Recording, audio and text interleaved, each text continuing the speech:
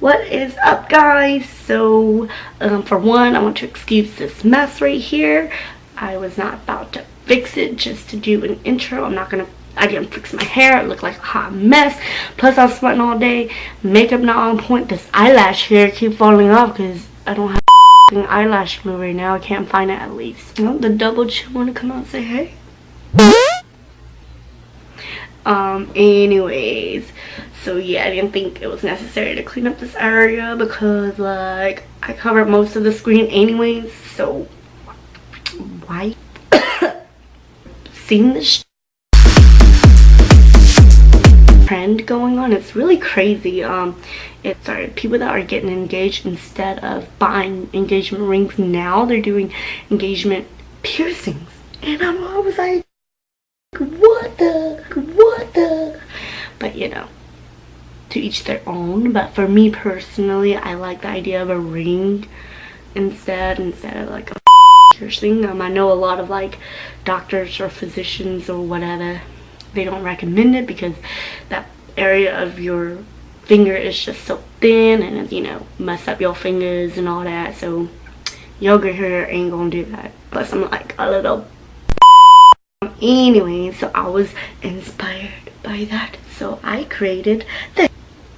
I know it looks a little like the whole finger should not be this bruised up, but you know, your girl decided to make it a little bit dramatic because why not? That's what I did, and I just did something short and simple. And one other thing I have to freaking say is that I had to work with the devil and scar wax. If you've ever worked with scar wax ever, it's the most annoyingest SFX material ever. Let's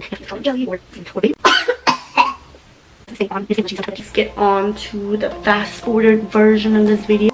And now, using the devil of it all, we're going to use scar wax and using petroleum jelly, just smooth it on our ring finger, obviously, because that's where the engagement ring would go.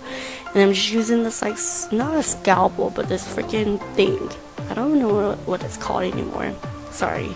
And just smoothing it out to, I guess, like, blend it. And I know the color does not match my finger exactly, but it's okay. We're going to paint over it.